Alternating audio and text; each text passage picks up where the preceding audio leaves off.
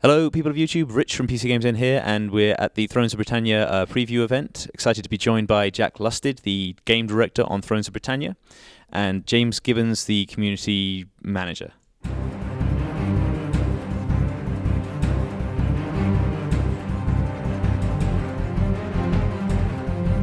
So it's more rather than them being in a specific sort of ability. We've changed a lot of how they behave so that they feel like they're in a shield wall at all times. They've got much denser spacing. The charge distances are a lot shorter, so you get like that feeling of like this sudden rush of shields against each other. And it means that they can't do things like loose formation either, so the only way to protect themselves is to form this special ability called shield castles that they then tear up their shields to protect against missiles. It means that you get this feeling of battles where you've got these very dense, sort of tightly packed melee units forming the shield for your missile troops, trying to maneuver them into as much of a coherent line as possible. So like a lot of the formations we've got now have removed the space between melee troops. You can get like a really nice solid wall of troops going on. And because the shield wall units are quite defensive, if you've just got a pure frontal grinding match, battles can go on for a long time because there's guys with big shields fighting each other, like very people are going to die. So it's then dependent on the player flanking, using missiles and stuff to try and break that deadlock and chase the enemy from the field. And also things like axe infantry for the Vikings and stuff who don't have very strong cavalry. Because your axe infantry as well often armed with two-handed axes and they don't have shields, that means they're quite vulnerable to enemy missiles. So you want them to be your flanking force or to punch holes through the enemy line.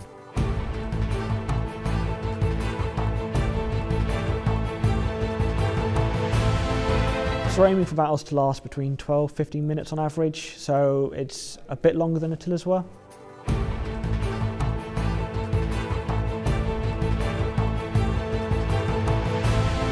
I think it very much depends on the title and the balancing for it. Like Shogun 2 is a game that had quite fast-paced battles, but you don't tend to see people comment on it much because I think it fit very well with the balancing we went for. Ultimately, we're going to try and make it fit to what feels right for this period. Like this, and in this period, shield walls, you want that feeling of combat dragging on for a while, that grinding between two forces.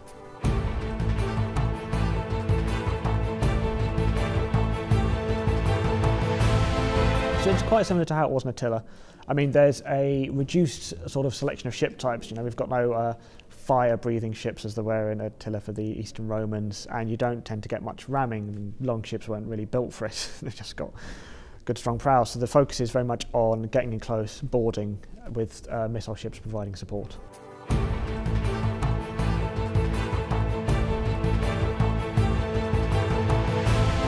So sieges are much more like Attila than Warhammer in that there's the whole settlement on the map.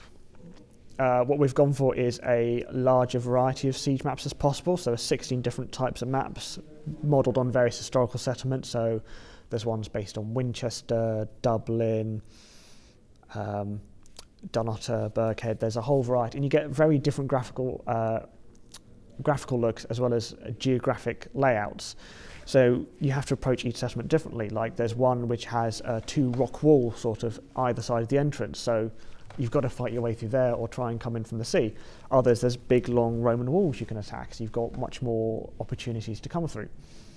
The big difference in terms of how they play is the lack of artillery. Like there is artillery in the game, but it's very rare, so most of the time you're brute forcing your sieges, you're hacking down the gates, you are using your siege towers to get over it. It can be very bloody affairs. And there's quite a bit of manoeuvre room in most settlements, so you're not just down narrow streets, it's more sort of allows you room to sort of flank around and engage in bigger brawls inside the walls.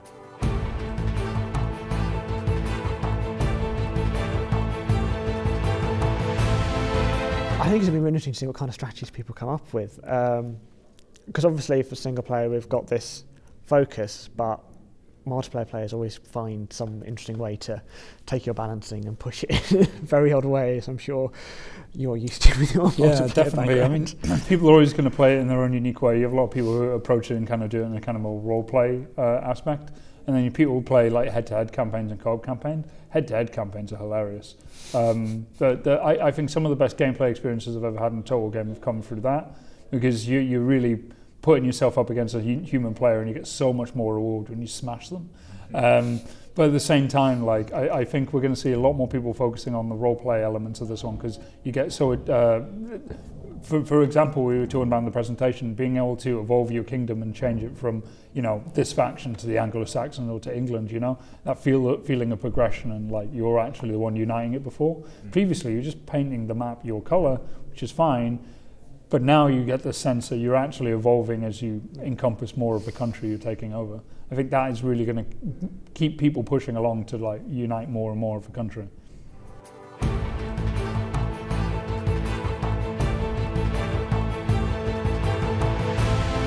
Well, their kingdom victory is dependent on ports. Right. They are all about control of the sea, so you have to control a certain number of ports to do it. So the kingdom victory conditions vary by faction group. So the English kingdoms is all about owning certain settlements. The Welsh is all about owning certain provinces. The Gaelic kingdom is all about having a certain amount of vassals, and the Great Viking Army is all about destroying a certain number of factions as well. So it's each one sort of playing into the theme of those factions as well. Yeah, the Viking Sea Kings are quite good fun. They are automatically, their units are immune to seasickness, which means you can really take advantage of the campaign in terms of naval battles, and they're also immune to high seas attrition.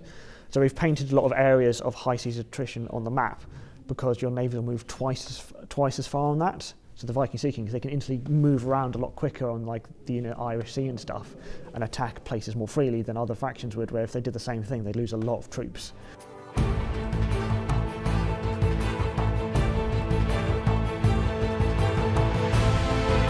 So once you've completed one of the long victories, you then get events talking about how people overseas are looking quite enviously on your kingdom. You know, you've built this rich, prosperous land.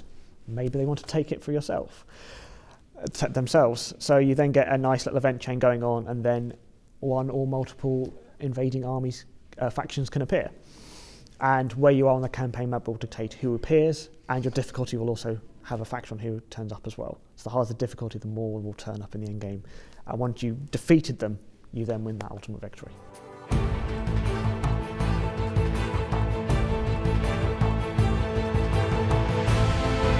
Yeah, so Norse, Normans, or Danes can come in.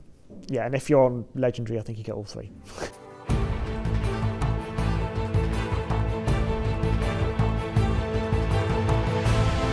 It's certainly one of the inspirations. Like, we didn't want to force players into just doing 1066. Like, we wanted to be reflective of you, because it's all about this role playing and this dynamic story stuff. Like, we wanted the end game to reflect that. So it should be like, well, I've conquered most of the southern land, so oh, the Normans turn up. I've conquered most of the north. Oh, the Norse turn up. I'm in the Midlands. Oh, the Danes come in. So it's all more reflective of what you're doing on the campaign, and it fits in as a nice final chapter.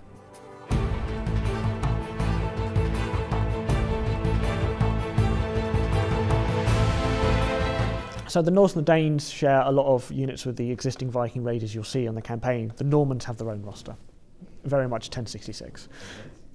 Well, they've got knights. But okay, I should say the knights, they're not high medieval knights with lances. Like, they still run up to a shield wall and poke at it and go, oh, we'll not try that. But, you know, if you've seen 1066 stuff, they look like that.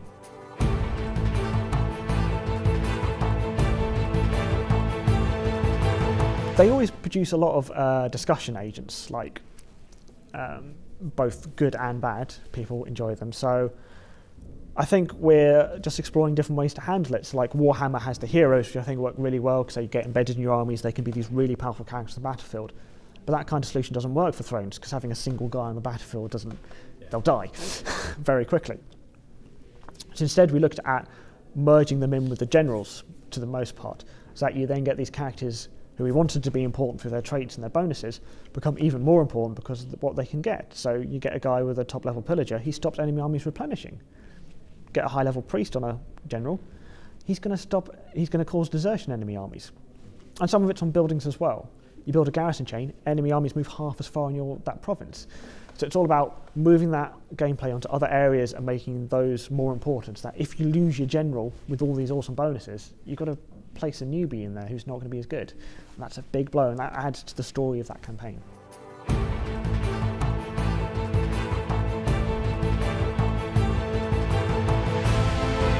No, I mean, the Vikings didn't really burn stuff to the ground. They wanted it to be there, so when they came back 5 years later, they could take the gold again.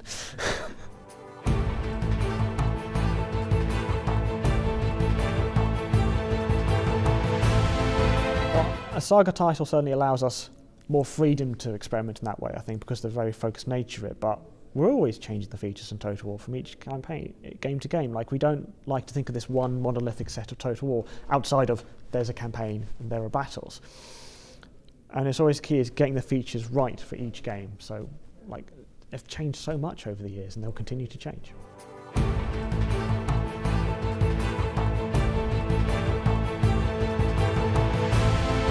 I don't think so. I mean, many of the areas that Warhammer moved it forward were things that fit with its setting, like the great landmarks on the campaign. Like, we can't have giant skull mountains in early medieval Britain. It doesn't quite fit the period.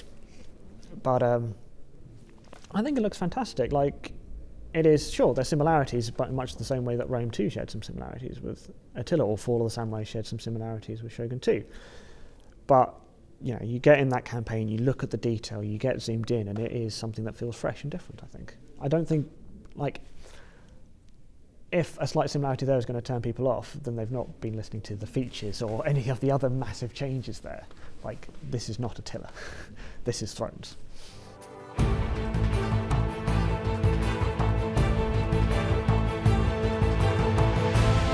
Well, our smaller titles, you know, they're never as big as expectations on them as our big tentpoles. I mean, I think this is fair to be compared with the Fall of the Samurai or Attila. It's pretty much the same price point. It's something that is, I think, going to appeal really well to both fans and new players.